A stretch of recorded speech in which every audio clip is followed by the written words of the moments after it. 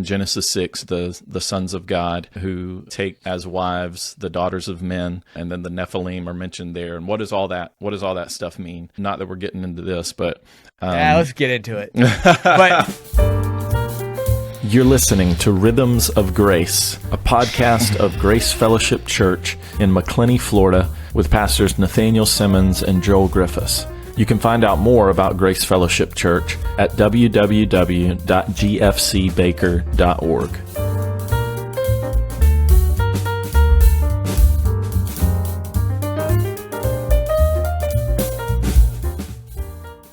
Welcome. Hey, man. Here we are. That was a nice coffee cup you had there. Yeah, did you see that? You want to show that off again? Do you know... Very nice. That's your wife's doing. Yeah, my wife had something to do with making those. I just thought I'm going to... She stressed about them for a long time. She's like, should we get these or that? Or should it look like this or that? So I think they came out well, though. Your wife is awesome. So she got... I think if I know the story right, this was for the appreciation dinner for the people who were working on the building. And particularly, we got these. These were a little bit... These were pretty fancy. And so we got these for the Burnhams, the Miltons, and the Blantons, who were kind of the three spearheads of what... We got a different kind of mug for everybody else. But she had ordered a set, and they didn't come in. And so she had, like, last minute, had to get these in order to get them in time. And they're super, super cool looking. I love them. The only bad thing is they don't fit under my coffee maker. So I just always drink water out of them. Yeah. Yep. I get it. But I love them. I think they're beautiful. Cool. Well, we're back again. I think we missed last week, so we'll have to make up for that a little bit. We talked to Barnes, and Barnes says, get back on it, man. Like, I like to listen to it while I'm working on cabinets. Yeah. Current events, though, stuff going on right now is yesterday we got a new president. Yeah. So the inauguration happened. I didn't watch it. Did you watch any of it? I did. So all of the pageantry was kind of interesting, is introducing this person and then that person. And of course, it's always interesting to see so Joe Biden and Kamala Harris there, and feeling the energy, trying to and I think people enjoy doing that. Like, oh, what did that handshake? Did it seem sincere, or did it? Did they look mad at each other? Kind of all that stuff's kind of fun. But I mean, it is a big occasion for sure, and so I had it on yesterday and was watching it. I heard there were some technical difficulties. Yeah, that was interesting. So first there was this kind of opera singer guy who was, I can't remember the songs that he was singing, but just traditional American kind of songs. And I noticed, so I was just kind of half listening, but I know there was a band that was playing with him, kind of a little small orchestra thing. And I noticed he got off of the music. Like, I could tell he wasn't on time anymore with the music. And then I could tell sort of he backed off to try to find it again to get back on, but then was off again. And it just seemed, I don't know if he couldn't hear very well, but it just made me think, even the best mess up sometime. And then Carrie Underwood got up, and she either was going to have the band play with her, or maybe an audio track or something. I don't know, but it just didn't work. Like, there was just no music. So she's just standing there with a microphone for, over a minute or so in total silence, in this room. And eventually she says, I'm just going to sing it. And I'm thinking the whole time, like, just sing it a cappella, whatever. Was it like the Star Spangled Banner or something? Or what was she singing? I think it may have been, one of her songs, America the Beautiful. Oh, okay. Is that the "Oh Beautiful for Spacious"? Yeah. I think it was that. Maybe it was one of those kinds of songs, or "God Bless America," something like that. But I mean, she rocked it. She did awesome with it, and I think it was even better doing it a cappella. So, but it made me think.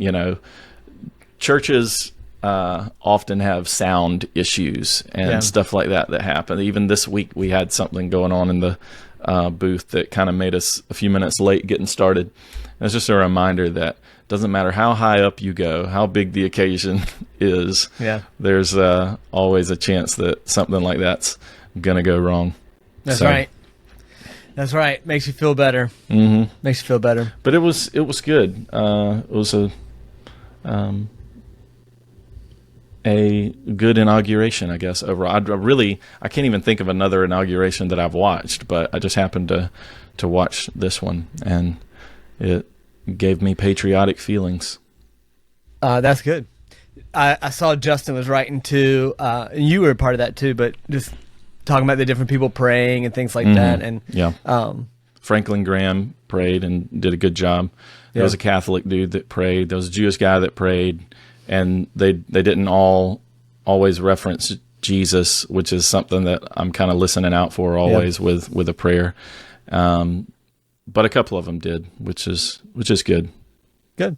Like we obviously we don't live in a quote unquote Christian nation. We live in a nation of multiple faiths, and that's just going to be like that doesn't make pluralism right. That doesn't mean everybody's right, or everybody's taking different paths up the same mountain, as you often hear, things like that.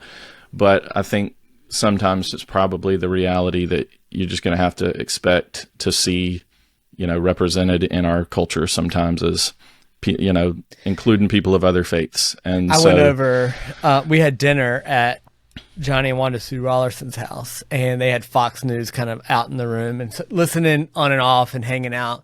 And I remember there was a news anchor lady that was talking about, not really a news anchor, whatever. It's just a constant conversation group that was talking about everything.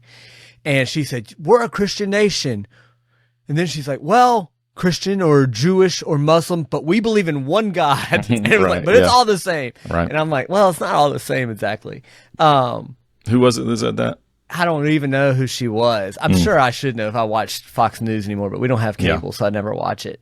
Yeah. I think she was a judge. Is there kind of like it's not Judge Judy, but I think there's another lady that was a judge, like a TV judge, and now she's on, I can't remember her name. Oh, I think I know. She was on Fox. Yeah. Janine Pirro or something like that. Maybe. I think it was that lady. So anyway, whatever. But it just is like, there does seem to be, from my subjective viewpoint, an interest in spiritual things right now.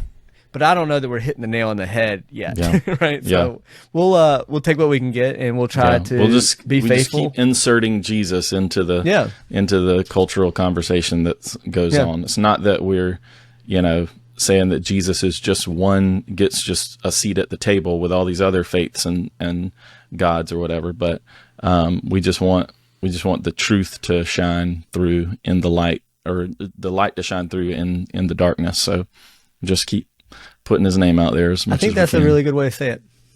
And being thankful for anybody who has an opportunity to do that on a large stage. That's right.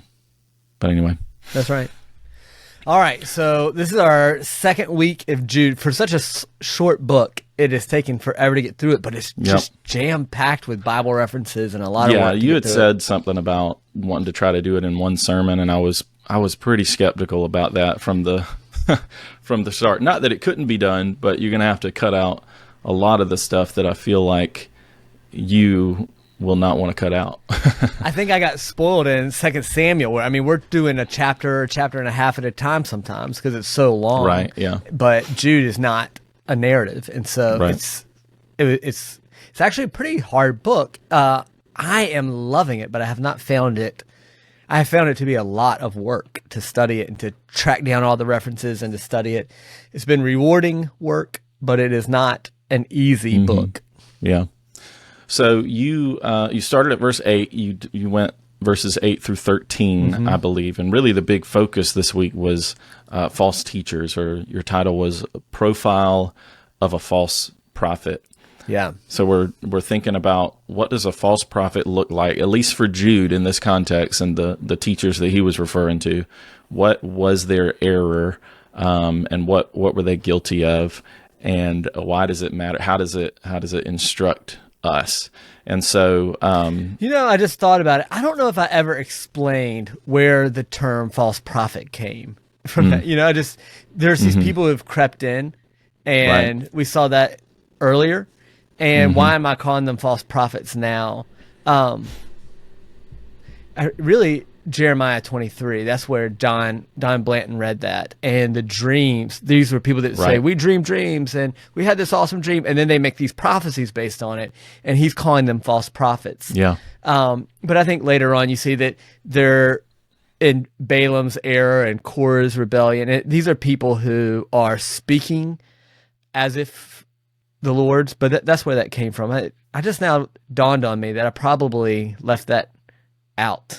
But yeah, I get it. And for me, I guess thinking about the New Testament in general and the ways in which it talks about people like this, it usually is cast in terms of these are teachers. These are people with influence that are, influencing the church in some way, and they're doing it wrongly. And so, I did the same thing. I mean, it just seems to me that he's talking about teachers here, false teachers or false prophets, however you want to say that.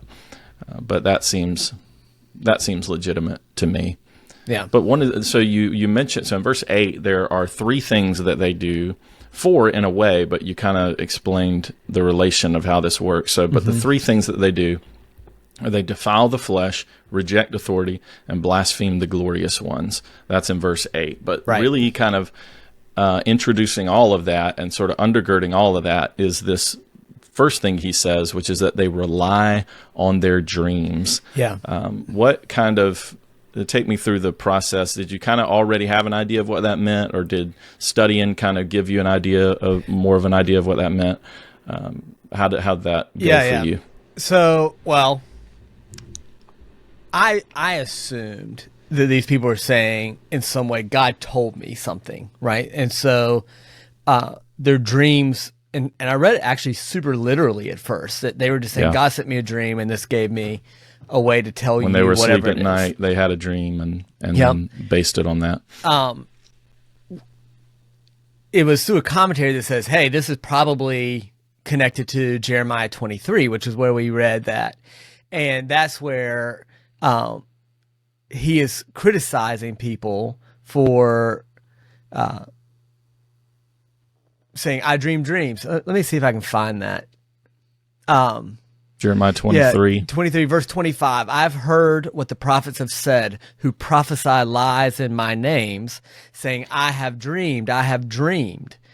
And so I was pretty sure, like, these guys are prophesying lies, and they're claiming, I have a dream. Yeah. Okay. Also yesterday. Careful. Okay, canceled here. Just kidding. So, no, I'm just playing with you. Anyway, so I've dreamed, and this is from the dream is a lie that they're saying. But then in verse 26, and this was really just my thinking about it, how long shall there be lies in the heart of the prophets who prophesy lies and who prophesy the deceit of their own heart? And so now I'm wondering if what they're saying is, I have dreamed. What it seems like Jeremiah is saying, what you're calling a dream is really just your own heart. This is your desires. This is what you want, your thinking, your feelings, and you're calling this a dream. Yeah. Maybe it was a dream. Maybe you had a dream that came from your heart. Sure. But what it really is a reflection of your feelings, your desires, and your thoughts. So now I'm willing to say it could be literal dreams. It could be your dreaming, your daydreaming, your thinking. Yeah. But it's just metaphorically, we often say, if you say, oh, I want to run 5 miles today, I'd say, oh, you're dreaming, Yeah. You're just, making up something. That's obviously, something unrealistic. So that's right. So this could be literal dreams, I think, but it doesn't have to be only literal dreams. But I do think, especially if the Jeremiah 23 connection's there, it gets even more clear. These people are coming from their hearts and their desires and making that their foundation for what they believe about God. Yeah. Cool. They exchanging that. So I think it's being held in contrast to earlier, the faith delivered once for all to the saints. If you're not going to rest on that faith, what are you going to rest on? And it's your dream about God, your intuition, your own thoughts about God. Right. And in like manner, in verse 8, these people also, sort of connecting them back to the the people of Egypt who were destroyed, then the angels who rebelled against God's authority, the people of Sodom and Gomorrah, just in like manner to all those people. These people rely on their dreams, and that leads them to defile the flesh, reject authority, blaspheme the glorious ones. I think the first two, seem sensible enough as far as understanding them. Defiling the flesh, you are following the passions of your flesh, doing whatever you want to do, maybe sensual or sexual kinds of things, or things even beyond that. And that's because you reject authority, because you've become an authority unto yourself. You rely on your own sense of what is right and wrong, rather than an objective standard of God's word telling you what's right and wrong. And then thirdly, they blaspheme the glorious ones. Now this one was very curious to me, and I'll be honest. I know I've read this since I've read the Bible through several times. I know I've read this multiple times, and I don't know that I've ever stopped to think about what it's referring to. Probably as I've read it, I've just thought, oh, he's just talking about the angels in heaven, or maybe other kinds of heavenly beings, or the Trinity or something like that, Father, Son, and Holy Spirit, like blaspheming the glorious ones in that way. I don't know really what I thought about this, but I kind of didn't give it much thought. You said probably, and forgive me if I misunderstood you, but I believe you said that these are actually fallen angels or demons. These are dark forces. I basically told everybody, hey, there's different views here. Yeah. I'm just going to tell you my view. Yeah. And I think that's good to do in a sermon, because you don't want to weigh it down with all these different views that people might have. Yeah. But in a podcast, you could talk about all the different views people have. So that's just right. Lay them all out there as you remember it. That's right. So glorious ones, I did not Sounds good. Sounds heavenly. It does sound good. I did not find anybody who believed it was talking about like saints or just people, right? Like, what if you talked about the Greek is the doxos, right? And so, like, what if it's just talking about literally just the glorious, or even the glories, maybe? Yeah, the glories, right? Okay. And so, like, later is going to talk about Korah. And the rebellion of Korah, and that's when these people blaspheme, if you want to use that word, Moses, and say, well, God's not relying on you. He can just rely on us. And so I could see somebody making an argument that you're blaspheming the apostles who have told you not to sin in this way, or something like that. But I mean, some people nodded their head. It's like, well, I guess you could take it this way, but nobody that I read actually did. The debate tended to be whether you're blaspheming good angels or bad angels. And so the glories are angels, generally speaking.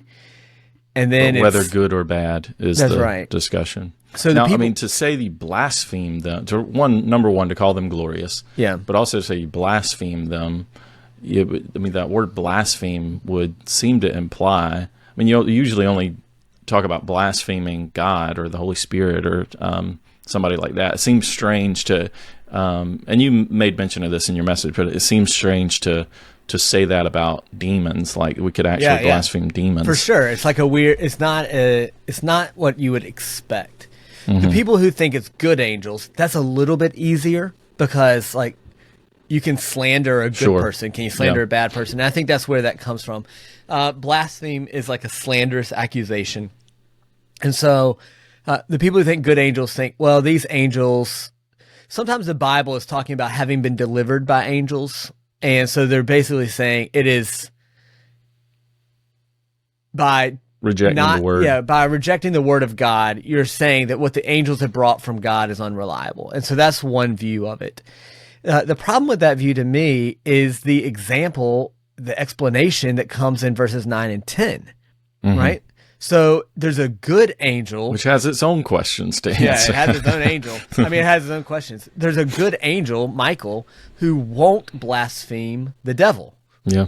Right? And so now I'm like, well, that's where I get the idea. This seems like a he won't blaspheme a bad angel, right? He Yeah. won't blaspheme the devil. Right. And so that kind of pushed me all the way into... Which made me think of Carmen. If anybody's got a Carmen experience from the 90s of Satan bite the dust, and I talk to you demons like dogs. Yeah, well, I do think it's interesting. There's a lot of that. that. Right? Like, is that what do you think? Like, so I don't know. Should we be nice to Satan and demons, or? No, I mean, I don't think you like bake them cookies at night or anything like that. But I do think you did explain it though in your message. I said I think it means you take them serious, right? So you don't view them as good guys and treat them as if like, hey, I'm just nice to everybody. Not in that sense. Yeah. It's you don't not even like underestimate love your enemies. Their ability to influence you. That's right. In bad ways. That's right. You don't think of yourself as above them in the sense that they can't touch you. Like you take them seriously in that way. Yeah, so you have a two-part explanation. One is this weird story about Michael contending with the devil.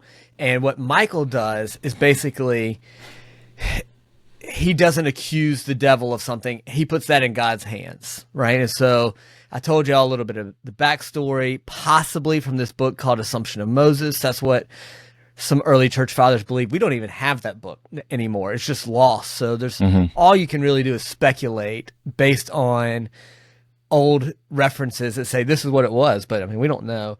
But from that, people have reconstructed this idea that Michael and the devil are in a fight over the body of Moses. Compared this to Zechariah 3, which is a different story, but a similar kind of debate.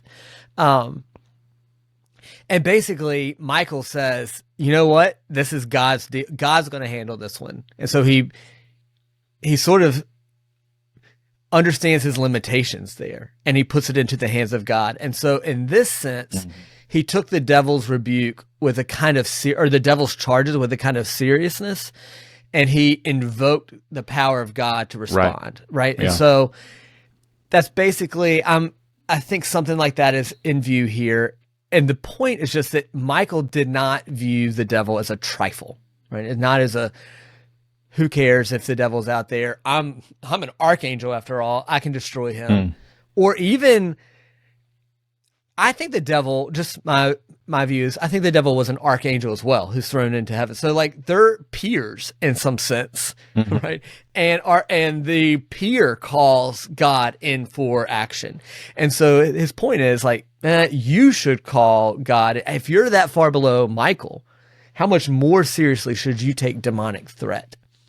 And I think that is supported by his actual argument is 10. So 9 is just an illustration to help you think about it. But the real point that he's making is 10. These people are blaspheming all that they do not understand.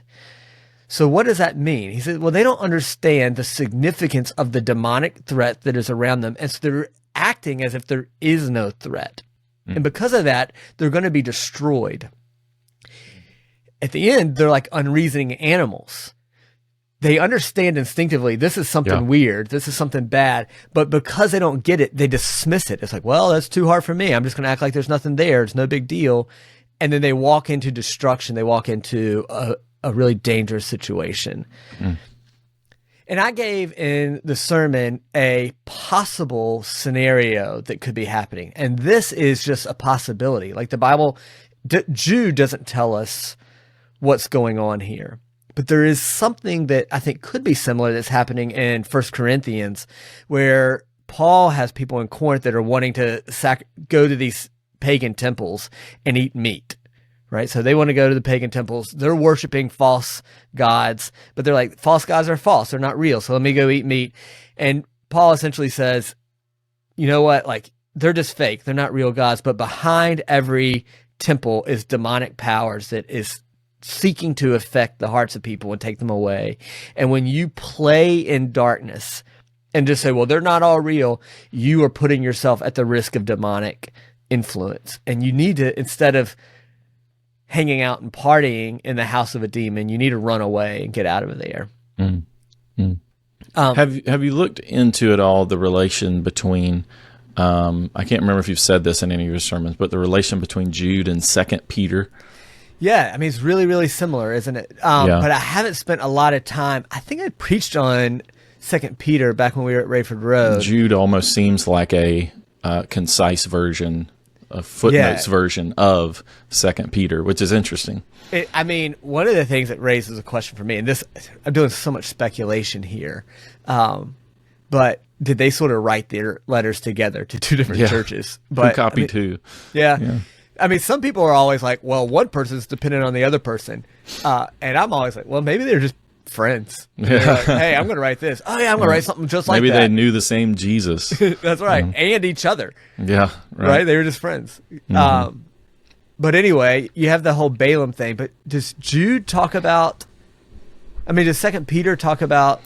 It does. So I pulled it up actually earlier today when I was getting ready. But it's Second Peter chapter 2, verse 10.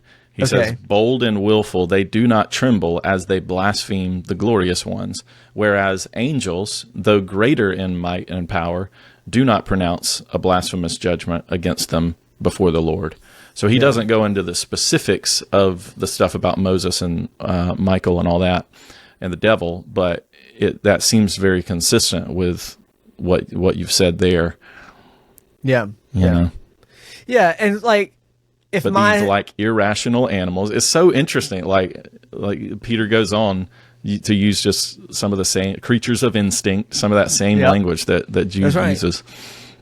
That's right. Going back to relying on their dreams and what that could mean. It's just relying on your instinct, like your own sense of what is right and wrong. So that's right. I think one of the things that Jude is trying to do for us, and Second Peter as well, is to take serious that we live in a spiritual world.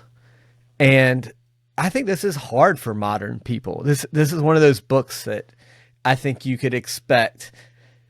If you invited your friend to church and you're like, don't worry, our church is totally normal, there's not going to be anything weird, and you open up, you're like, well, what about blaspheming angels and this whole debate? And like, there's some weird stuff that we've been talking about the last few days. Don't blaspheme Satan. Yeah, and they're like, are you sure y'all aren't weird? Yeah, we're a little bit weird, right? And so it's okay to be weird. It's okay to be weird. I want to think through what value is there for me to have a more robust view of demons and spiritual warfare as opposed to what I think is common in modern world, right? So what do we lose by becoming so material that we never think about the potential of demonic influence in our lives? I think C.S. Lewis is really helpful to me here. Yeah. The Screwtape Letters, for instance, is a work of fiction. He's making it up. But as I imagine it, allow him to even lead me into imagining how the devil may be influencing me. It sort of invites me to take life seriously. Like, well, this is a real risk here. Right. Yeah. I think, like, for instance, you get in a fight with your wife. You never would, but just imagine that you and Abby had a disagreement one day. If you and Abby are the only two players involved, then all you can do is think, why is Abby this way? But if there's a third player in here, a demonic force that is pushing both of you into discord, then you can realize that actually it doesn't mean that Abby's actions, she's still responsible for them, and your responses you're still responsible for, but you're able to sort of lift up over it and say, but we're also being manipulated here. And so I don't have to be quite as begrudging over that comment when I realize both that comment and my emotional flare up to that comment could be coming from sources that are third party related, you know, and that I think it invites a kind of grace, a kind of patience, a kind of introspection that allows you to say, me lashing out at Abby is to think that my battle is entirely against flesh and blood, but it's not. It's against powers and principalities and cosmic forces. That's right. I don't lash out at Abby. You might, because you're right. For me, it's canon. But any of us, like, we have to recognize that there's spiritual forces at play. Right. And not recognizing that makes those forces more powerful, or more able to deceive and work in a way that is deceptive and secret and hidden. I think it was, I forget where in C.S. Lewis, but well, it may be in Screwtape Letters somewhere, which you mentioned, but he talks about kind of the different strategy that the enemy might use depending on the time or the season or the culture that he's working in. Yeah. So like and I think it was Lewis addressing the question of why does it seem like there was more spiritual stuff going on, more spooky things kind of happening in the ancient world as opposed to today. And part of Lewis's answer to that is that he thinks Satan works differently in different times and places. So for us as modern people who are influenced by the Enlightenment and secular ideas and all that, and we have a very naturalistic kind of understanding of the world, and even Christians have been influenced by that to some degree. Satan is content to work quietly and behind the scenes. And Lewis said one of the greatest tricks that Satan ever pulled was convincing the world that he does not exist. Yeah. And so he's able to use that and leverage that for his purposes. Whereas in the ancient world, the reality of the spiritual realm was just taken as a matter of course by everyone. That's right. And so Satan worked differently in that culture. And I think that's a compelling way to answer that. I do too. At least partly. I do too. Imagine you never had heard of AI.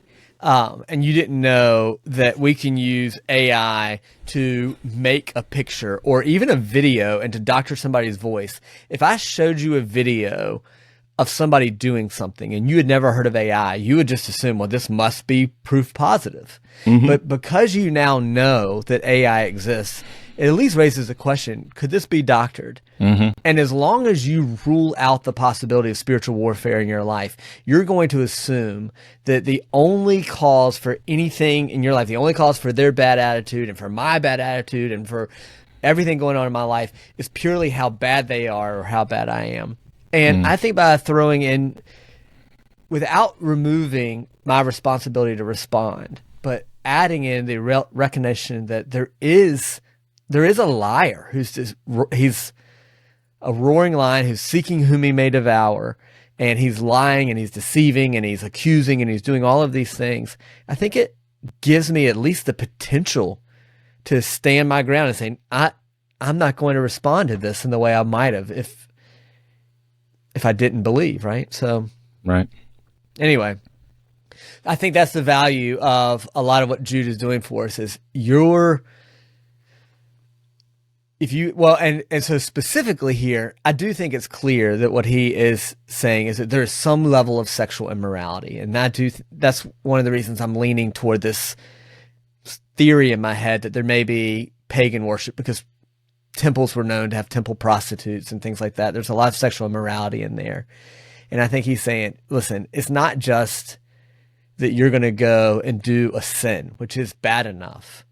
But what you're doing is you're walking into a demonic world in which you're going to defile your flesh and open yourself up to not just one act of disobedience, but to an enemy that wants to corrupt your soul for all time. And you're going to play on his playground and assume it won't affect you. And that's just such a dangerous, dangerous thing to do.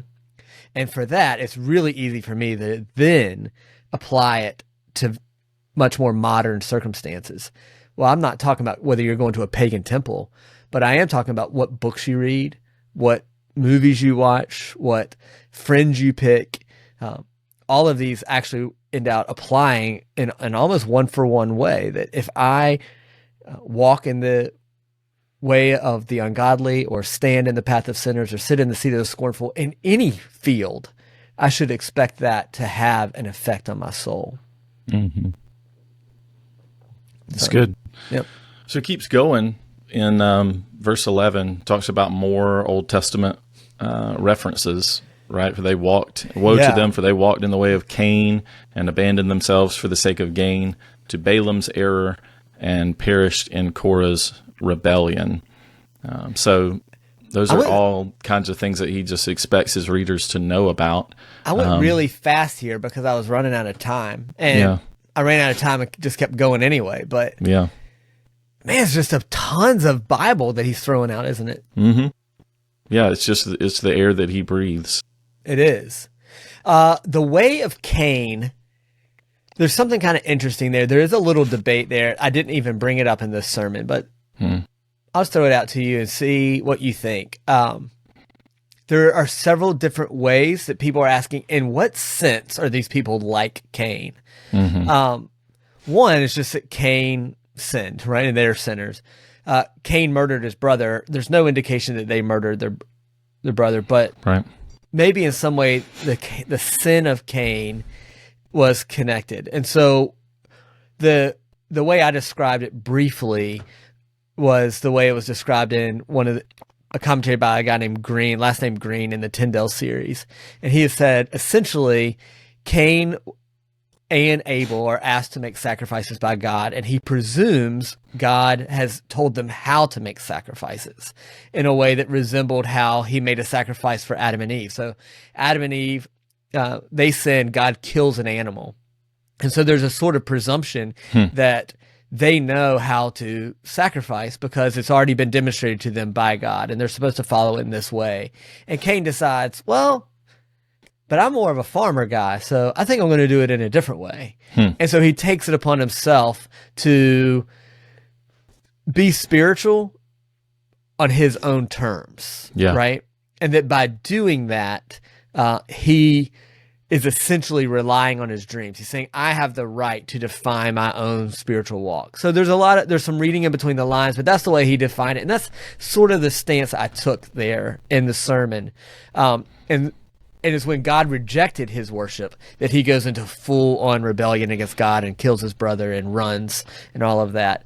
But when it's that initial act of choosing his own heart, his own rejection of God's command, there is tradition, apparently, that something I wouldn't have ever known about, that Cain becomes the first false prophet. So after he runs away to his land, that he comes back and he basically begins promoting this idea of, hey, let's run away from God and let's live in rebellion. And so a lot of people said that Jude might have been relying on that tradition of looking at Cain as a propagator of false teaching, because this idea that Cain had done that, so maybe these guys are doing that. That was a connection. I decided not to mention that in the sermon because to me it's really based on a tradition that I'm not sure if that's true or not, and it could be, right? Yeah, it might be, but it felt easier to me and more straightforward to go the way I went. I don't know. Yeah, I mean, it's not super descriptive to say the way of Cain. So, like, what way of Cain? In what way are they similar to Cain? Right. Yeah. I mean, I do think people have often talked about that question of what was Cain's sin, or why was his offering not right? And what you mentioned, I think is interesting. That it was not in the right way that God had prescribed. Like, it was not an animal sacrifice or not a blood sacrifice, would you say? Like, that's one view that I've heard of Cain's sin, that God had prescribed blood sacrifice.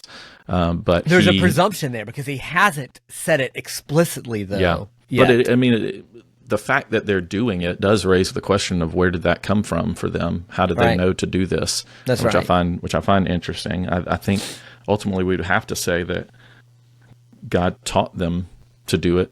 That's right. I don't know how else you could answer that, unless they just came up with it themselves, which I don't think would be right. But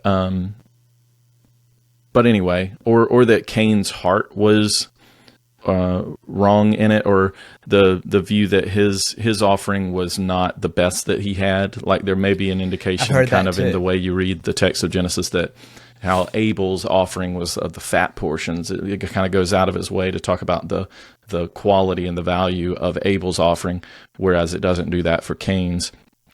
So maybe Cain was just kind of given of his leftovers and not of anything that really cost him anything. There's different ideas there, but Yeah, I don't know. But the end I of the will day. say this. Minimal, I think we can say Cain rebelled.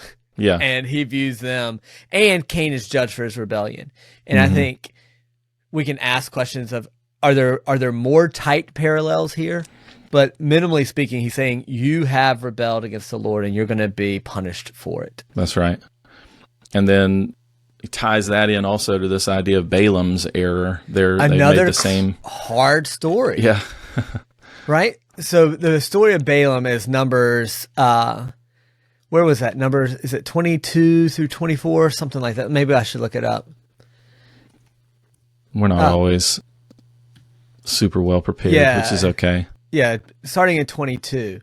It's like a 4-chapter long story of Balak, who is the king of Moab, sends for Balaam to prophesy against the people of Israel. Because Moab, they're afraid of Israel. They're like, they're going to take us out. And so he's trying to get God's prophet to sort of throw a wrench in the whole thing by evoking God to stand in their way. And it's weird because it's like, does God have to do what Balaam says anyway? But whatever. That's what he's thinking. If I can get the prophet to say something against them. And so he offers them all this money, and Balaam, it seems like, keeps refusing it.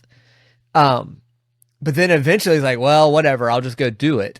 And so he's on his way, and then this donkey goes off to the side of the road and kind of lays down because he's afraid, and Balaam is beating the donkey, and the angel's like, hey, stop, you're being bad. And he's like, fine, I'll go back. And then the angel's like, nah, go ahead and go. I mean, it's just this weird story, right? So it's kind of hard to interpret what's going on. Now, what is helpful to us is that there are multiple times, once in Deuteronomy, obviously here in Jude, in which the authors later are saying Balaam's heart was given over to greed. And so his willingness, where the story itself doesn't really bring that out to me as strongly, the interpretations of that story in Scripture say that Balak, the king of Moab's gift, was actually a strong temptation that led him eventually to go to prophesy against his own people. Now, God ends up not letting him do it, and God basically shows he's sovereign over his own prophets there. But Yeah. And I thought about Revelation 2 as well, because I knew I'd preached this at some point, something to do with Balaam, and this was where it was. To the church of Pergamum, this is where Jesus is addressing the 7 churches in Revelation 2 and 3, one of which is Pergamum, and he usually has something good to say about them and then something bad to say about the church. And for Pergamum, the bad thing that he had to say was, you have some there who hold the teaching of Balaam, who taught Balak to put a stumbling block before the sons of Israel, so that they might eat food sacrificed to idols and practice sexual immorality. my theory. With that, say what? That's my theory. Food Yeah. sacrificed to idols. Yeah. So,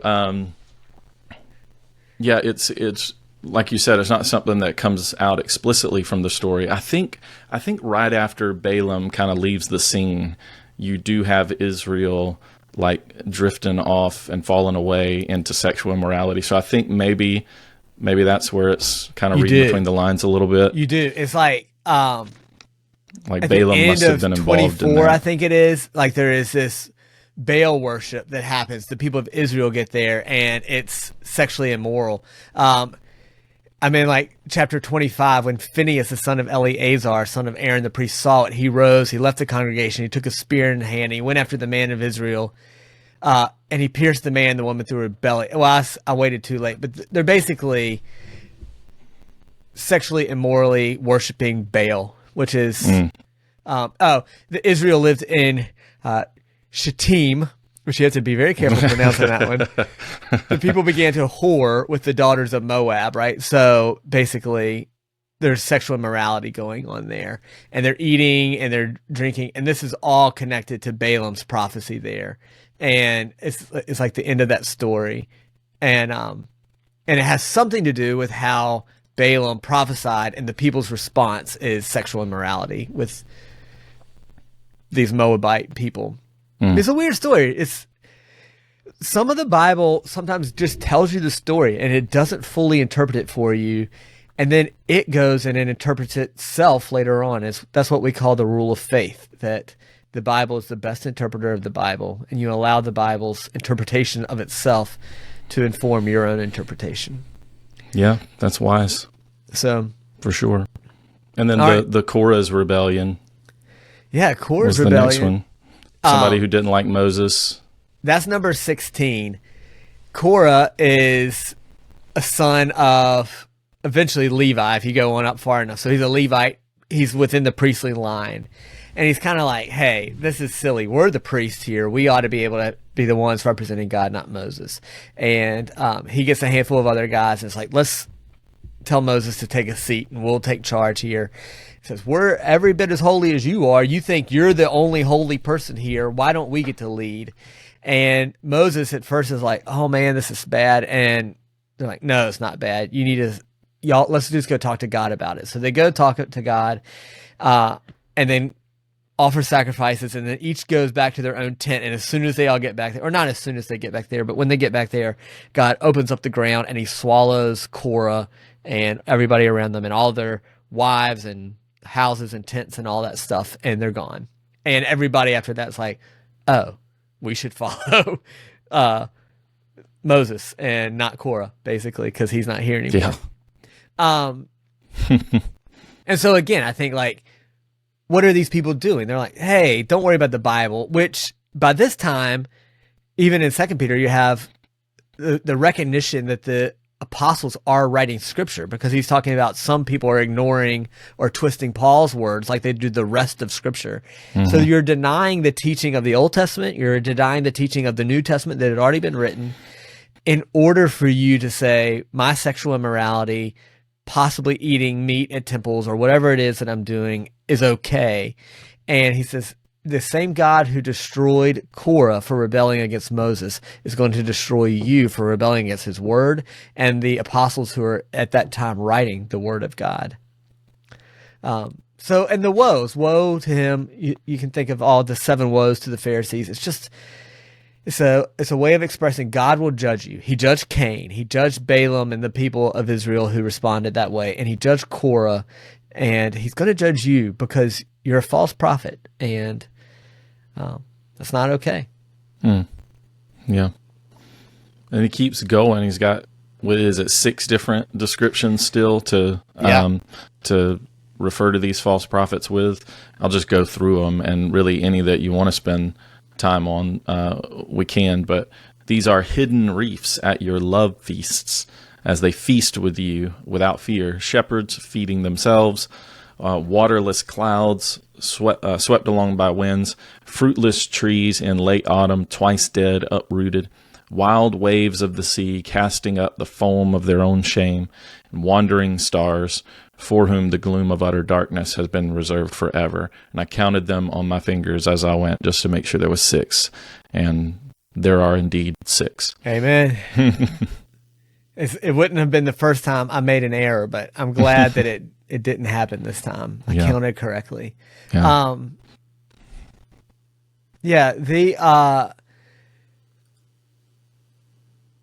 I don't know. One of the things I ask people to do in their small groups, there's several that are worth talking about. Maybe 12 I'll mention. If somebody's reading out of the King James, it'll call them hidden spots. Hidden spots. Instead of reefs. Yeah, instead of reefs. There's a little bit of debate over how to translate this.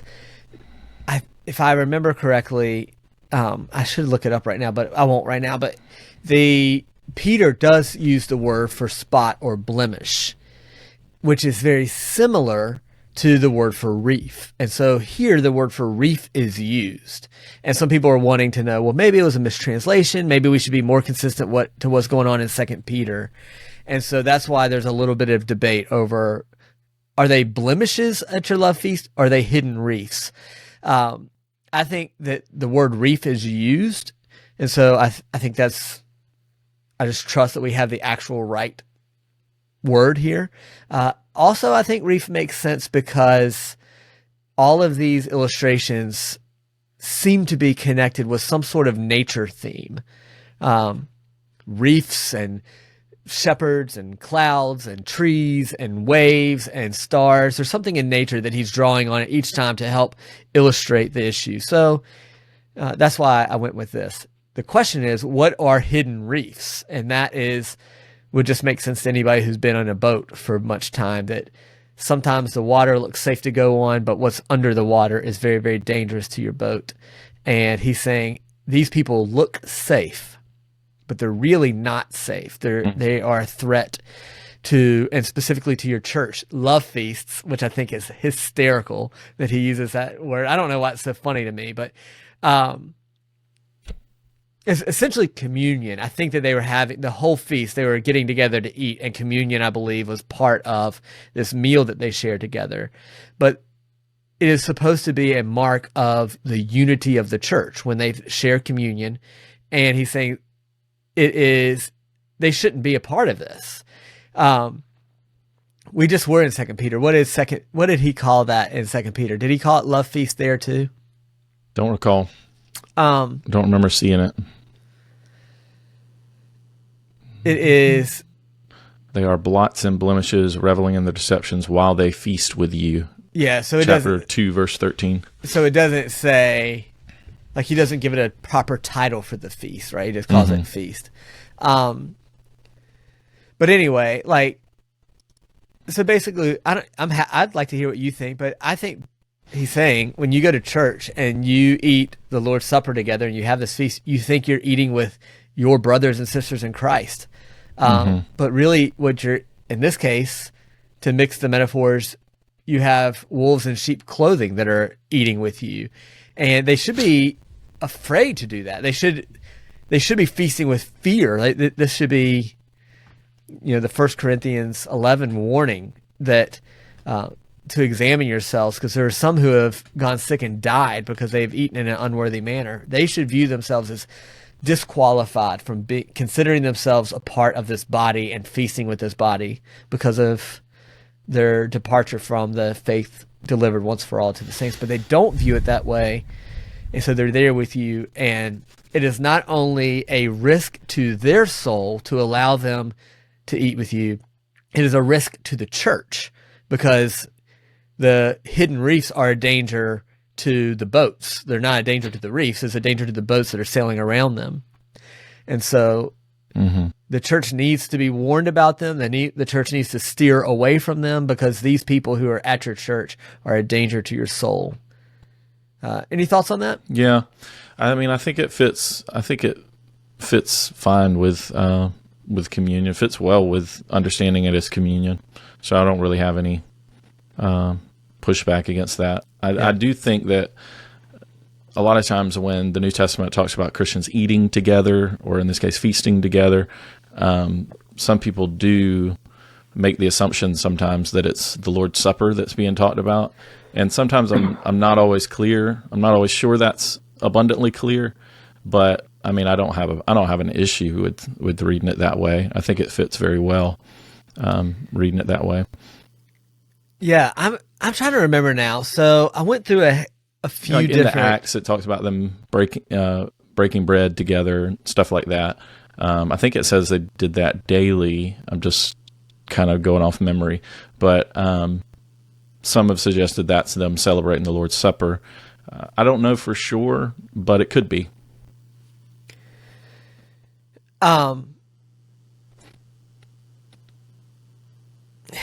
Yeah, I'm just trying to remember as I'm reading through the commentaries. Every one that I read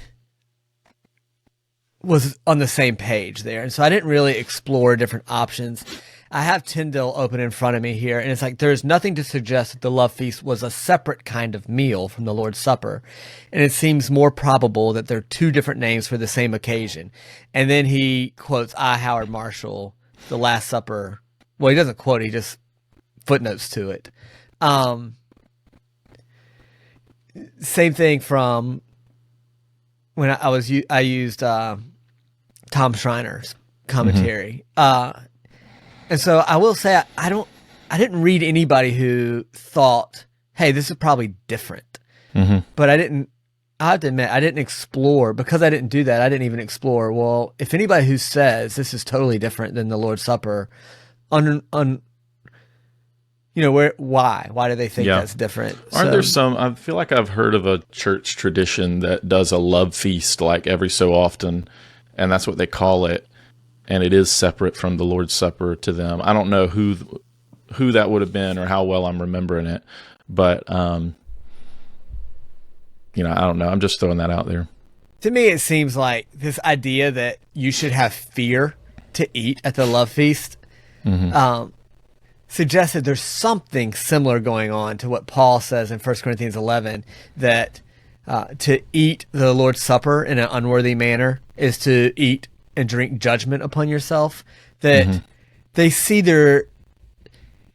if they're two different feasts, maybe, if they're two different kind of meals, maybe, but it seems to me like both of these meals have the idea that to eat it in an unworthy manner brings judgment.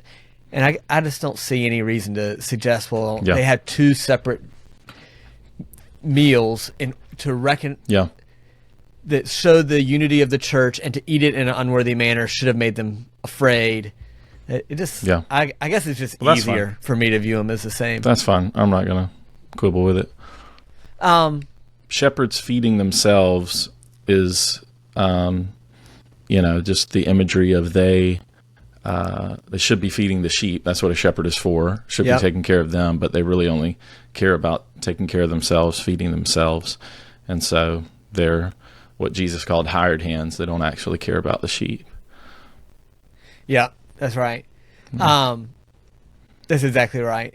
Empty clouds is I'm trying to remember. I feel like there's another place too, but I'm looking right now. Proverbs 25:14, like clouds and wind without rain is a man who boasts of a gift he does not give.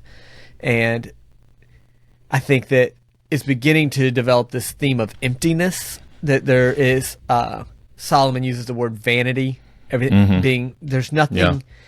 They seem to be promising these big dreams and big ideas, but in the realness of it, there's nothing there.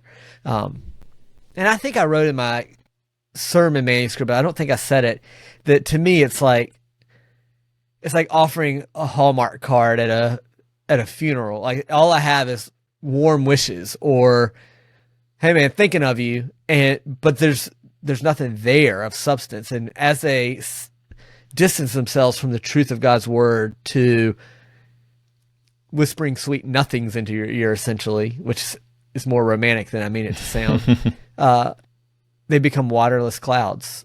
Yeah. So you really need to say that for Christianity to matter, it has to be true. And for it to be true, it can't just be what I feel. This is what I hate about the way we sometimes communicate, even if it's okay, like you understand what people mean. Well, to me, God is like, or I feel like God would say this. I really want us to try to push against those feelings, because are those kind of ways of communicating. Because if all God is my sense of God, then who cares? It's waterless, it's empty. I think the same picture is going on in fruitless trees, basically. He just adds that a fruitless tree is dead. That's why it doesn't bear fruit, but it's going to get uprooted, so it's going to be dead. And that, I think, pictures the coming judgment that false prophets will get. And then I talked about the wandering stars. That was one that was interesting. I thought it was really interesting. I wouldn't have gotten that, and I think most people who aren't used to plotting their maps by watching the stars might not have gotten this, but it made a lot of sense to me once it was explained that wandering stars are planets that are mistaken for stars, and therefore you get lost because they're not staying put in the sky. That made a lot of sense. Yeah.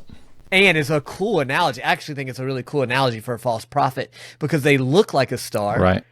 They look like something that's bright and shiny. Yeah. But they're being tossed around to and fro. You'll be led wrongly. So, for whom the gloom of utter darkness has been reserved forever. I wonder if that's kind of related to the imagery of stars, like because stars shine brightly, but their destiny is utter darkness. Yeah, they burn out. Maybe so, and I think at least it's irony, right? Like they look so bright, Right, yeah. but their end is the opposite of brightness. It is forever dark. They are, in a sense, a dark light in that they are deceptive light. They're not actually shining, and therefore they get utter darkness. Yeah. And clearly, to me, it is a reference to hell, right? It is to be cast into utter darkness. For sure. So false teaching, false teachers, not a good thing to be avoided, to be aware of. Let's do, it's been an hour. Let's try to spend less than 5 minutes to talk about the weird thing that happens 3 times in Enoch. Yeah. And that's quoting from in sources. Jude, you mean? Yeah, in Jude. I do, man, that is like one of my worst things. I always say what I don't mean. There's no way, There's no way this is going to take 5 minutes, by the way, but we'll give it a shot. But let's try to keep it under 10 for sure. Do you want to, so we're coming up on verse 14, which you didn't talk about, but you'll talk about this week. That'll be next week. But we did it in the first sermon. It was here in the second sermon. There's 3 times that you get sources that don't seem exactly there in the Old Testament, right? Yeah. So we've talked about this a lot, not just today leading up to recording the podcast, but like lots and lots of texting back and forth and on our Discord messaging app that we've got that we talk on. Who knows how many words we've written total on this topic back and forth to each other. Turn it into a book. We should. It probably would be book length by now. But I'll kind of take it upon myself to sort of set it up in general. I'll say my view, but I'd like to give you just kind of the last statement of what your view is, and I'm not going to. I feel like I've gotten a chance to share my view twice anyway, so I'd rather you spend more time sharing yours. But go ahead. And my view is kind of in process a little bit. Like I started out the whole conversation with you, just sort of feeling things out myself and like trying different ideas, and you would push back on them and kind of lead me to refine what I said a little bit. But here's the whole deal. Jude, at more than one place, possibly 3 different places, seems to refer to traditions or other books, not of the Bible, but other religious texts of that day that perhaps would have been well known. And one of those is First Enoch, which he'll quote in verse 14. But also the archangel Michael disputing with the devil about the body of Moses. That is said to be from a book that was called The Assumption of Moses, or I think it's sometimes called the Testament of Moses. I didn't ask about that. I think those are actually 2 different works. They are different? Because we have some of the Testament of Moses. I might be wrong on this. I need to double check that. But I think the Assumption of Moses is completely lost. Okay, so we shouldn't assume that it was the Assumption of Moses. Got it. But Assumption of Moses or Testament of Moses, whichever. Either way, we're talking about a text that's not in the Bible. So the whole reason this kind of causes weird questions is people wonder, why is Jude quoting books that aren't in the Bible? Should those books actually be in the Bible since Jude quoted them? Or the other way around, should Jude not be in the Bible because he quoted from them? And I don't think either one of those views is right, that the other books should be in the Bible or that Jude should not be in the Bible. Right. I don't agree with either of those. So the question is, what is happening here? What is Jude doing? How should we think about it? My view is that we shouldn't think too quickly. We should be skeptical of whether Jude was actually quoting from the books that we now know of as First Enoch, which we do have a copy of and we can read, and we can see that it does say what Jude says here about Enoch, the 7th from Adam, prophesying, saying, "Behold, the Lord comes with 10,000s of his holy ones." That's verse 14 of Jude. Real quick, let me throw one thing in there. When you say we do have a copy of it, that's true, but we don't have an original Hebrew copy. Sure. We have in Egypt, there's a Coptic copy. There's a Greek copy as well. Do we have that? There? I don't know. I can't remember. I The think only there's one a I Hebrew remember, copy, Greek, and then Ethiopic. the only one I remember is the Coptic, but I could be wrong. Is that Coptic? Is that the same thing? Coptic and Ethiopic, I think it's the same. Okay. But my point of the only reason I bring this up is later. Why do I not believe that this is the Bible? One reason is that this book just hasn't been preserved. Now, we do have a translation of a translation. So we do have something here, but it's not like the rest of the Bible that you just have manuscript evidence of. And this is true for a lot of these books. It just does not seem to be preserved like the rest of the Bible. Anyway, I hate to have interrupted you for that it's fine. small That's point. great. That's fine. I'm assuming I'm probably missing things as I'm setting this up, but I'm just trying to give a general overview. You're doing great. Probably I shouldn't have Interrupt interrupted whenever you. you want. It doesn't bother me. So the idea, and most scholars would say today that Jude is quoting from the book of First Enoch here.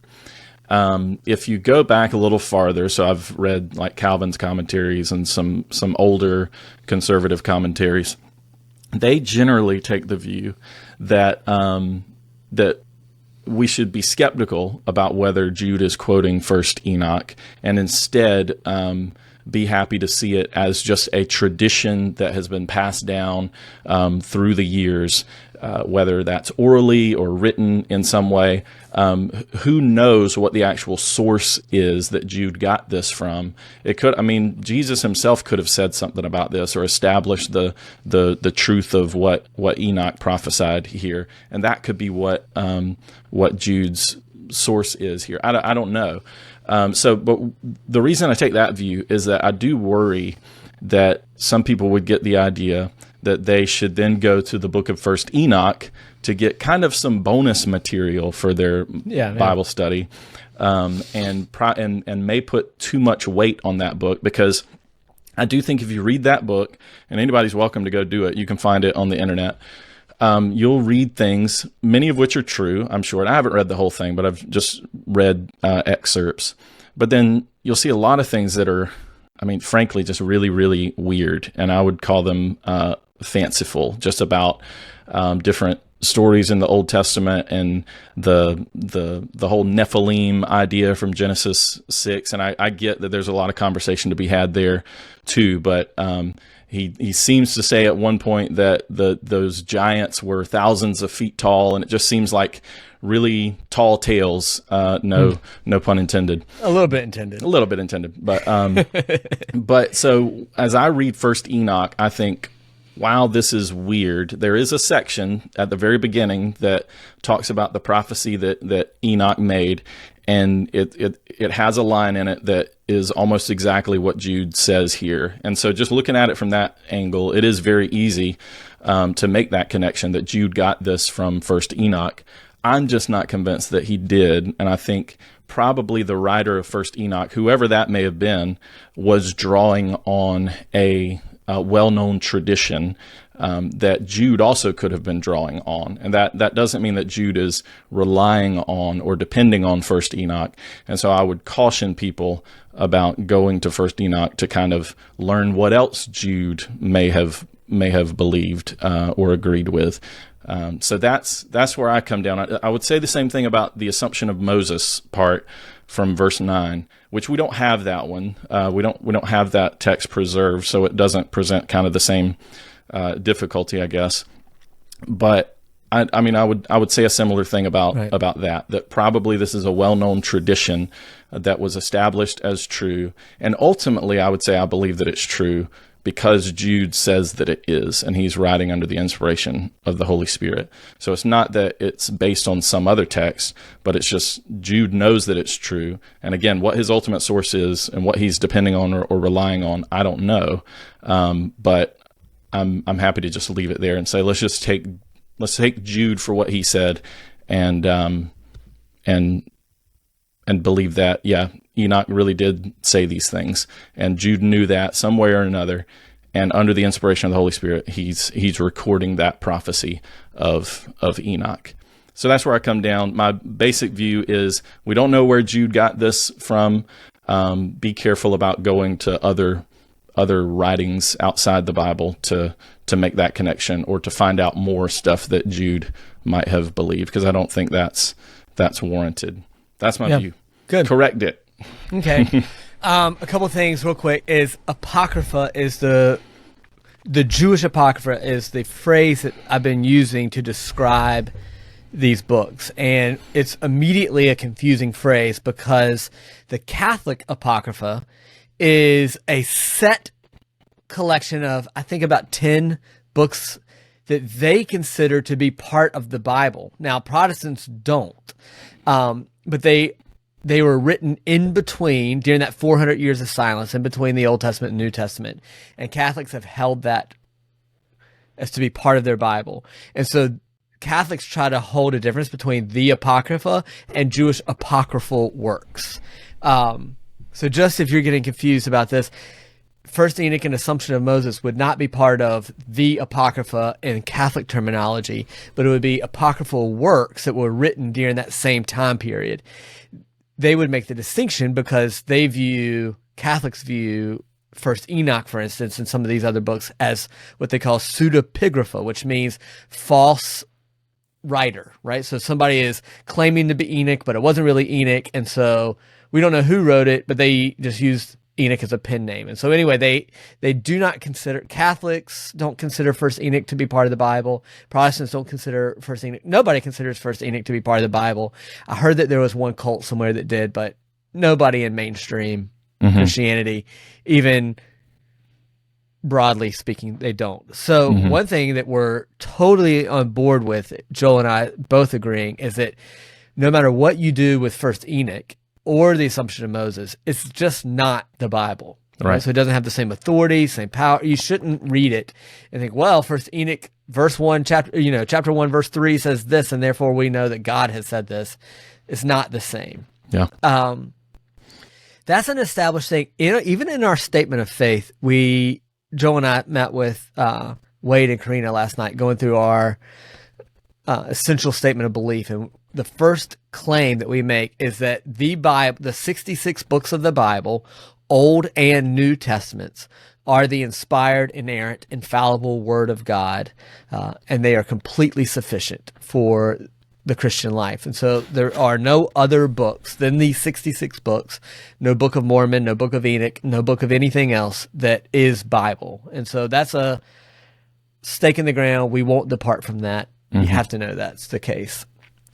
I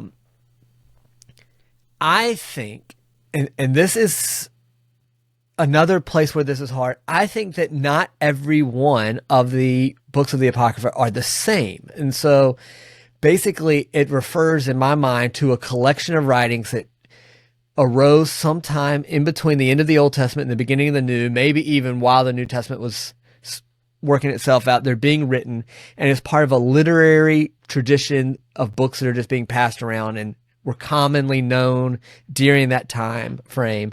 Some were written more factually and historically, like Maccabees, and is written to be a history. Some of them, I think, are written in a way that is meant to be understood as kind of like a commentary on the Bible, so that it is writing it as if it is a book of the Bible, but it's really gathering what they think is sort of, this is Jewish belief, and we're rewriting it in new ways. So it's in a sense kind of like we've used the word fan fiction or a storybook Bible, or something that is collecting the Bible and then digesting it and putting it back out in Bible sounding terms. But my point there is that it wasn't intended to be viewed as, if Enoch is that way, First Enoch is that way, it wasn't intended to be viewed as written by Enoch, but as faithful to the tradition of the Bible itself, and therefore put into the mouth of Enoch as a literary tool. I don't know that that's true 100%, but I think that it is reasonable to assume that the people reading it at that time viewed it as reflecting their faith, but not determining their faith, if that makes sense. So their faith came from Scripture, and they used a creative literary way to express that faith through the books of the Apocrypha. The consequence of that is, just like any modern commentary or book that they get some things right and they get some things wrong, right? Because it's not inspired. And so we can read this as a sometimes helpful reflection on what theologians of that day believed about the Old Testament. But we're able to say, since it's not inspired, sometimes they make mistakes and sometimes they get things wrong. Mm-hmm. So I'm not 100% sure that I'm right on this, but I do think this is at least within line of a lot of commentators of our day, that Jude is taking books that were circulated in his day and well known, and he's referencing them to make illustration. And so the book of First Enoch and the book of the Assumption of Moses is an illustration of a point that God is inspiring, and he's illustrating it in the same way that I might quote from The Lord of the Rings or C.S. Lewis, because I believe it's theologically accurate and helpful and makes the point without making the claim that these are inspired books of the Bible. So that's the way I think it's happening. And therefore, I don't think that you need to read him quoting from First Enoch or even referencing First Enoch and assume that Jude thinks this is the Bible.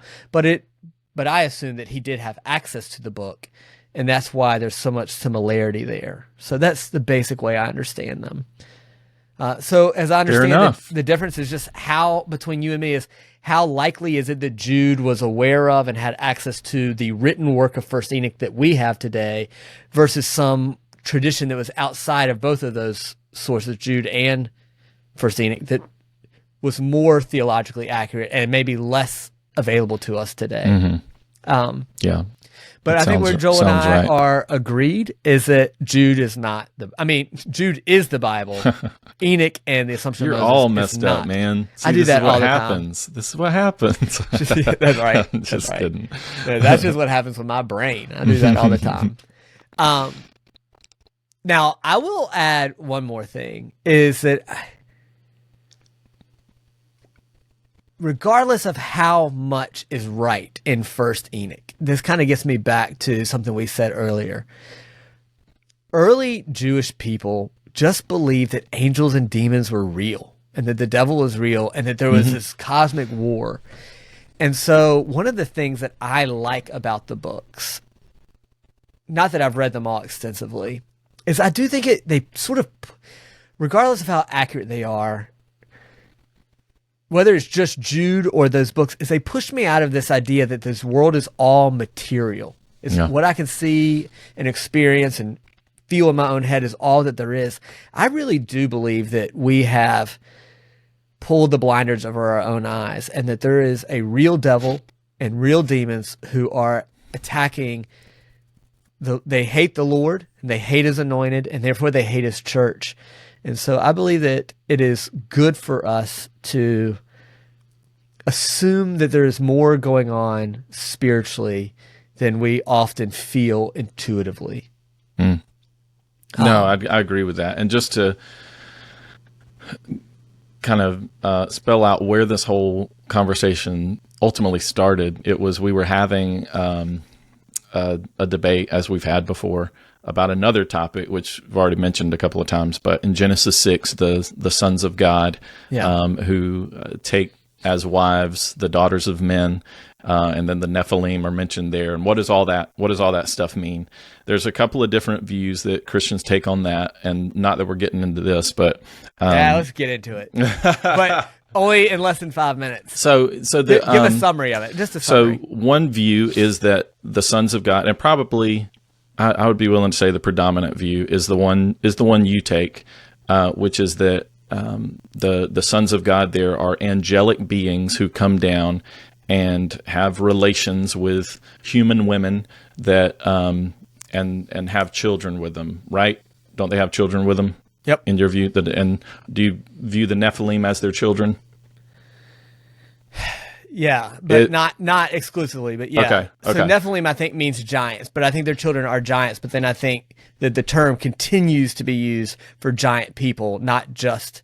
I don't think it's a term that means demigod in a sense, if that makes sense. Yeah. So that's one view, the angel view of the sons of God in Genesis 6. There's another view, which is the one I feel more comfortable with, even though I'm not 100% sure it's right, but is that the sons of God are actually godly men, perhaps men from the line of Seth. In the context, you read about the godly line of Seth and that genealogy. They are godly men who take as their wives ungodly women, and they are led astray. Their hearts are led away from the Lord, and then that leads to the Lord seeing the wickedness of men on the earth and bringing the flood. So a little bit more of a boring view, I think, in comparison with the angel view. And so we were having that discussion and that debate, and kind of I might be wrong, but I am way more fun. Right.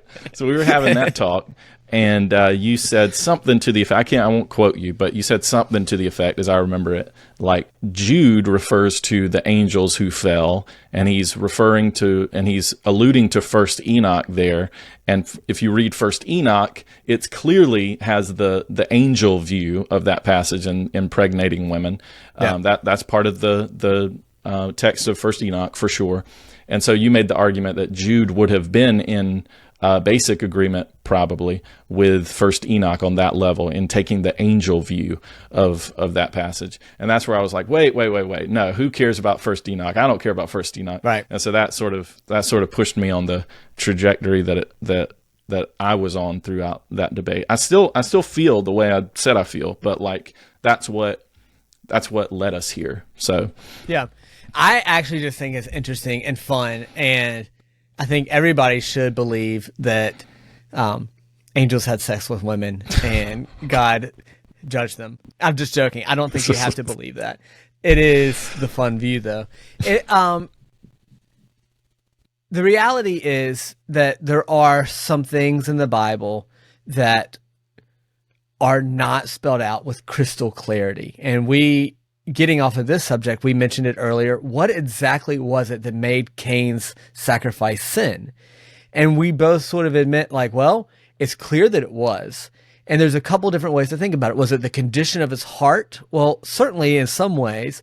But was it also the condition of his sacrifice? Maybe, maybe not. And so the Bible doesn't make it super explicit with that. And so we're sort of interpreting that and doing our best. And so when we recognize that we're getting into our interpretation and that there is room to go in different ways, I don't think it's fair for us to say, well, don't interpret it. Try your best to be an uninterpreter of the, like, I just take it as it said. You can't do that. At the same time, try to also keep in your mind what is 100% crystal clear and what is within the realm of legitimate interpretation. Mm-hmm. And so I think that we're talking about a debate that is within the realm of legitimate interpretation. Obviously, I think there's more evidence on my side, and Joel thinks there's more evidence on his side. Mm-hmm. I think both of us would agree, though, that we're talking about two views that are within the realm of legitimate interpretation that Christians have held for a long time. Yeah, and I will give you that we are too influenced by naturalism and don't realize it, that we are sometimes kind of spooked by weird supernatural things that are in the Bible, and that's not good. Like, anybody who takes my view of Genesis 6 and their actual reason for taking that view is that they just think the angel view is too weird. I don't think that's the right impulse. I think you should have different reasons beyond just that, because the Bible is weird sometimes, and whenever it's weird and clearly weird, you just need to say, yeah, the Bible's weird and the world's weird, and this is God's world, and there are spiritual realities that take place in it, and we should just be cool with that. Yep.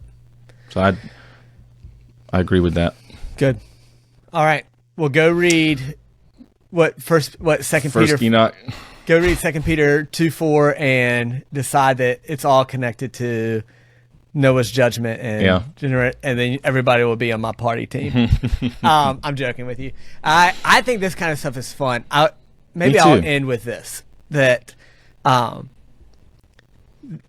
think that if you're going to love the Bible, one thing that can help you is talking about it with people. Sometimes in disagreement, that is friendly, like if your disagreements turn out like, well, I don't like Joel anymore because we disagree, then that's bad.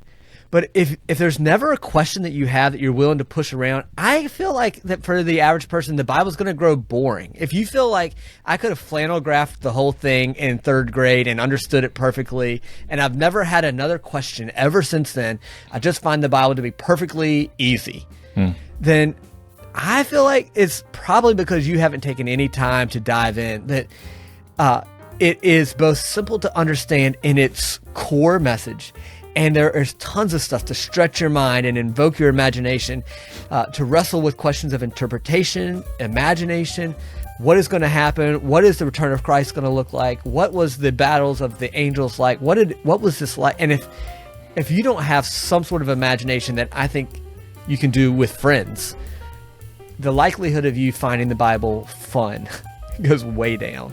And so find somebody that will spend hours and hours debating with you whether angels are demons or not, or whether angels had babies or not. And I think you'll find the Bible to be more enjoyable on the whole. Not just in this debate, but all over the place. Like, let the Bible stretch your mind and make you ask questions. And I think that's a fun place to be. Yep. Well, my mind has definitely been stretched. All right. I've had many questions answered and raised. It probably as many more raised than answered, but Well, that's fine. good. That's a good thing. I believe we're going to finish Jude next week. And then after that, it's going to be J.D. Milton will be with us on February the 2nd. And then we'll get back into, I think we're planning on starting the book of Luke in the month of February, not the 2nd, but on the 9th. So we got one more Jude, J.D. Milton, and then Luke. So if y'all are trying to think about what comes next, that's the plan. I'll have a little baby boy by then. You'll have a little baby boy. And Praise the Lord. You'll preach in February, probably. That's what we're planning. Lord willing. Just for what it's worth, guys, I don't think we're going to do communion the first Sunday of February since JD's preaching, and that just won't be part of his responsibilities. We'll probably do communion the second Sunday of February. Can you do that? Is that biblical? I think like we get a few demerits, but it'll get worked out in purgatory and it'll be all right. That is not true. That is not true. All right. We might be in First Enoch though, but yeah, it might be in First Enoch. We're having too much fun, which is dangerous, so we better get off of this. We gotta cut it off, unfortunately. All right. All right. It was fun. Yep. See you. Bye, everybody. Bye.